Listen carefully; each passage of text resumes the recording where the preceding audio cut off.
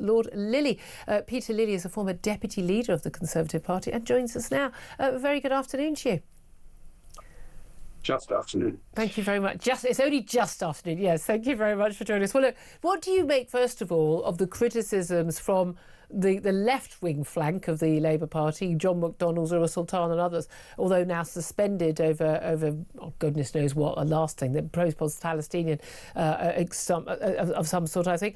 But what do you make of their criticisms of Keir Starmer for being basically echoing Enoch Powell for this phrase that Britain could become an island of strangers? Well, the state itself, of course, is what people are worried about. They do feel that their country is changing, and that's a perfectly legitimate fear. What is extraordinary is the hypocrisy of someone like Starmer, whose whole career has been on trying to pretend that our duty is to treat everybody in the rest of the world as at least equal, if not superior, in their rights to come here and live here. And then suddenly, because of bad election results, he's trying to pretend he's moving the other direction. So on that, in that respect, MacDonald is right that Starmer is a hypocrite and should either admit that he's been wrong all his life or continue with his old beliefs. And that's the thing. Right. On so many different issues, this Prime Minister, we have this from many politicians, as you know, many different parties, but particularly Keir Starmer, he will just suddenly say, no, this is what I think. And you think it's the exact opposite of what he thought apparently the day before.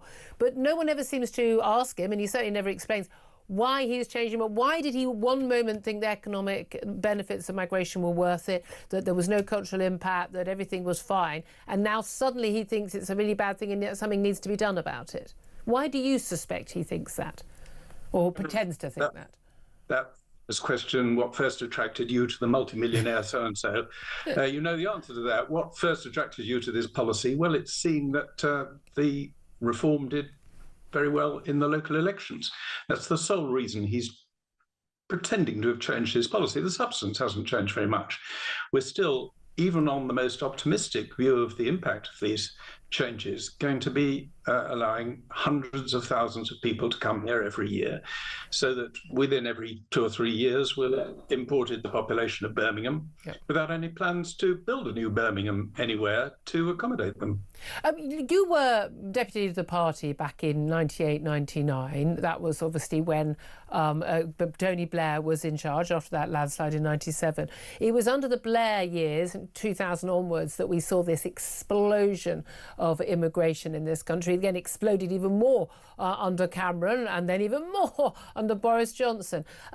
Given that pretty much every single election from then onwards, well, not from then onwards, from, you know, basically the late 2000s onwards, every election, one of the key issues at the election time was the high level of immigration, and voters by a large majority again and again saying we would like net immigration levels to go down. Promises from Tory leader after Tory leader that they would do that.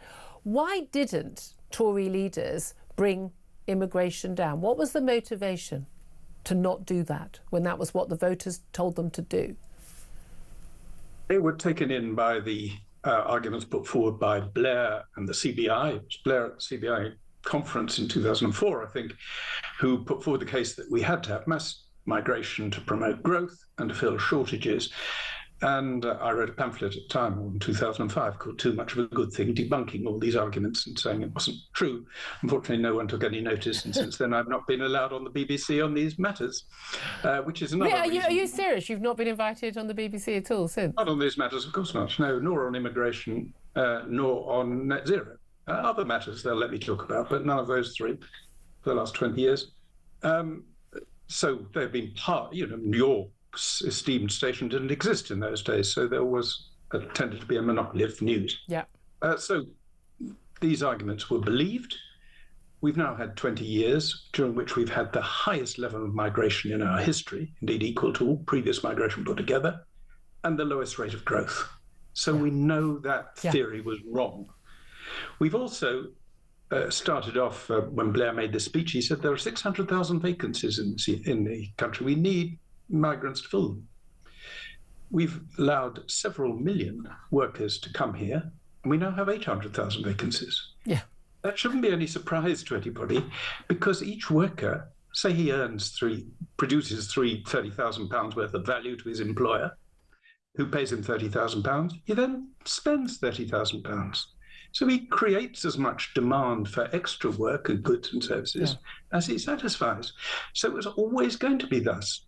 But people were so taken in by this because it was backed by the CBI, who of course just simply wanted cheap, skilled and unskilled workers from abroad.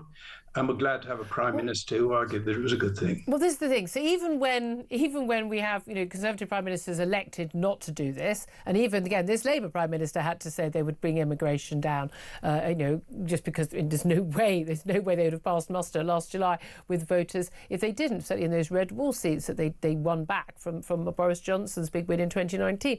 But they still sort of pay lip service to it. But do you think that actually most of the politicians involved still fundamentally think that immigration is a good thing, and well, we've got a few problems here and there, but basically they're just people who think Enoch Powell was right, rivers of blood, we're not really listening to them because actually business needs these people, care homes need these people, government needs these people, the NHS need these people, and we won't function without it, so we'll pay lip service and say yes, we'll get it down, wink wink wink, like Boris Johnson did, and then we'll just carry on as we were and just hope no one notices. I mean, is that the plan? Still think an awful lot of people certainly in the Labour Party, the majority of people in the Labour Party still have convinced themselves of these factually disproven theories that mass immigration is good for growth and fills vacancies. There are some people in my own party who still believe that, though it's taken 20 years, but the Conservative Party is changing, and I know Kemi certainly doesn't believe this nonsense and is weaning her party off this addiction to cheap imported skilled and unskilled labour. And the reality is, of course, that is a benefit to big business. And again, if they don't see a growth in wages, because there's lots of supply of cheaper labour, you don't see that growth in wages. They can keep their prices down. But actually, we end up subsidising that with all the pressure on public services, pressure on housing, and of course, housing benefits, social housing, tax credits, you name it. We end up subsidising those low wages. It works out well for business, but not so well for the taxpayer. It doesn't even work out well for businesses in the long run. An individual business may benefit from recruiting from abroad, but when everybody's doing it, as you say, it results in all those extra costs which business has to bear, and higher taxes and less value of money of those that they do employ and pay. So it's not good for the economy, and we've seen this dreadfully slow rate of growth for the last 20 odd years, indeed ever since mass migration. Yeah, it's almost like there might be a link. Exactly, it's the exact opposite of everyone saying productivity and growth have completely disappeared, and at the same time as we had mass migration. And we need to get that over, Julia. The two things that promote growth are more investment per head of the workers already here, and more skills of the workers already here. Yeah. And if you have access to cheap labour, people invest less, and there's less incentive to train or to acquire skills. Yeah. We've seen expenditure on that go down, time spent training people go down, and less investment per head. So it's a direct result of mass migration that we have slower growth. Yeah, ta-da, almost, you say. There we go. What do you make of the criticism? Keir Starmer's getting this criticism from, let's use these terms loosely, because I know a lot of ways they're not meaningful anymore, the left and the right. So he's getting criticism from the right, people saying, look, Tories and Reform, we don't believe a word you say. Our audience, to a man and a woman, is saying, don't believe that Keir Starmer means a single word of it. Don't believe he'll deliver it. Even if he did deliver, what the Home Office has predicted would be a £100,000 people fall in the net migration figures a year until 29. Even that doesn't touch the size of what people want. They want it back in the tens of thousands, as it was basically when you were back on the front bench. That's what it was then. But also criticism it was lower than that. Well, it was 20 to 30,000. Yeah. Can I just get to that? No. For the whole Thatcher period, 12 years she was in power, net migration was net zero. Absolutely zero. That's very interesting. Growth encouraged. Growth improved during that period. That's a very interesting point. That's a key fact to take away, isn't it? But what do you make also criticism on the left? We've talked about likes of John McDonnell, the former Shadow Chancellor, for goodness sake, on the left, and others accusing the Prime Minister of echoing Enoch Powell by using this phrase, an island of strangers. We've also had criticism, sort of thinly veiled, as he always does, Mayor of London Sadiq Khan, saying he would not have used the phrase island of strangers. He said, the sort of language I use is different to the language used by others. That's not the sort of words I would use. He didn't directly criticise the PM, but we know that's what he thinks. What do you make of those criticisms of what Keir Starmer had to say and the words he chose to use?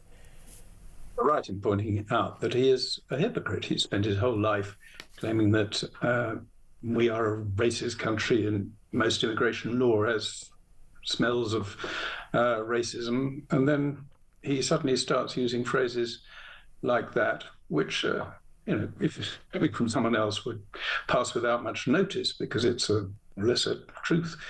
But coming from him just from Keir exposes his own Starmer. hypocrisy. Yeah. Yeah, I mean, that's his record. In terms of where this is all going to play out, I don't think anyone realistically believes we are going to see a serious cut in net migration. We will see numbers. I think Thursday next week we're going to get those numbers, the latest figures for 2024. No doubt they will be revised upwards of where they were, but we are going to in future see a cut because we've seen those changes brought in by Rishi Sunak, the number of visas that were actually going to be allowed to be handed out. Do you think that we're actually going to see anything resembling the sort of cut that voters want? And if we don't see that, what happens?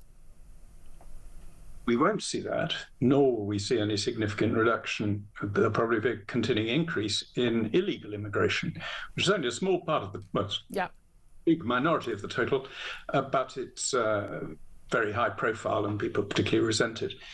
We won't see either of those things, public demands being met, and therefore the public will become increasingly cynical, and/or the Labour Party will have to take more serious measures on both fronts. I hope the latter. I want to see them do the right thing rather than do the wrong thing and give me sort of political ammunition. I'd rather not have the political ammunition. That's a very fair point. Lord Peter Lilly, former Deputy Leader of the Conservative Party, thank you very much, Steve, for joining us. Very interesting to talk to you. Tom Slater, Editor of Spiked Online, still with us.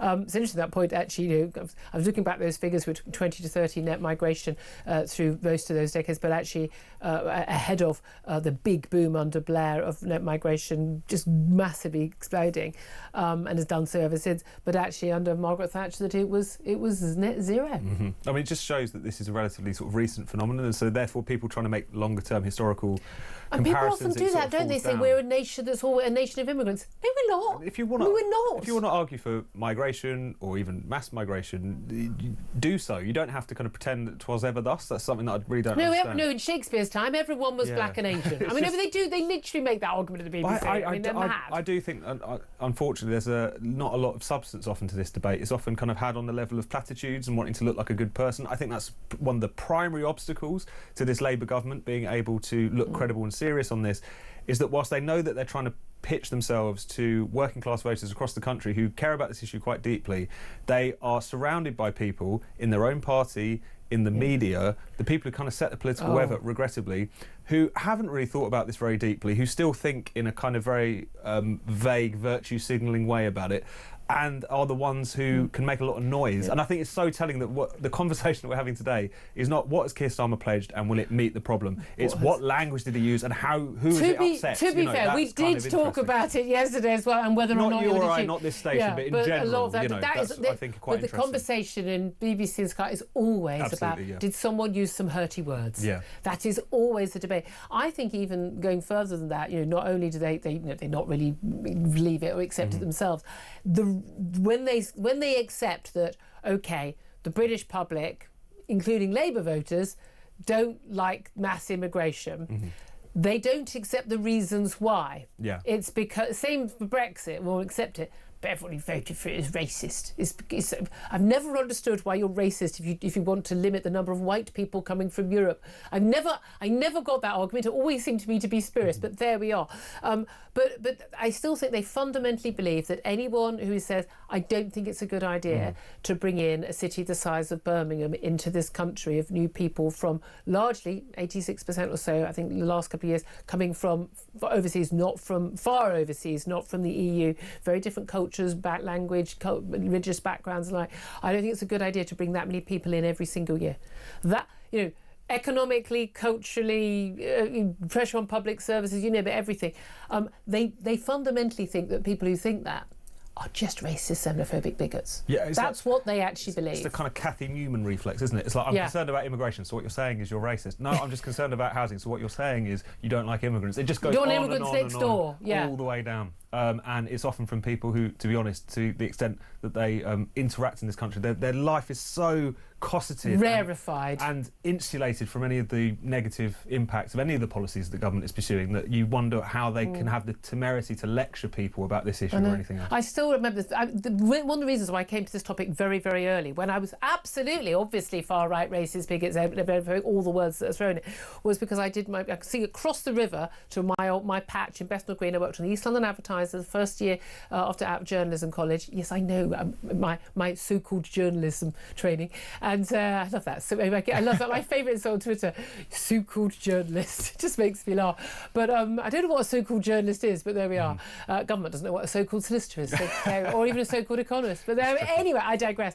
But going to local schools, and again, there was already the battles going on, the race and religious issues, and the one of the local schools, and there was the whole thing about white flight. But we're talking about local schools, which 5 years earlier had been, people, locals who lived in the area for years and years, and within 5 years had become 90% Bangladeshi and Bengali speaking. So the mums at the school gate didn't speak English, and parents go, but my kid is literally the only white kid in my class. Now you can say, oh well, that makes you racist. No, they've got no one to talk to. They're not invited back to people's homes. They're not. There's just no social life. There's no interaction. This isn't Britain anymore. Now people can say, you must be racist and awful or Islamophobic or whatever. But those are legitimate concerns. And I remember realising then, oh, this is something that didn't impact me in my middle class life, but it was absolutely impacting people living in the East End and elsewhere, places where they had fewer choices, and where people were coming en masse and completely failing to integrate at all. Completely separate societies living parallel lives. And that was back in the mid-90s, and I'm like, oh, there is something going wrong here. That was before it massively exploded. And again, I just think so many people in my job, as journalists, totally and utterly unaware of the reality of this on people's daily lives. But there we are. That's just me.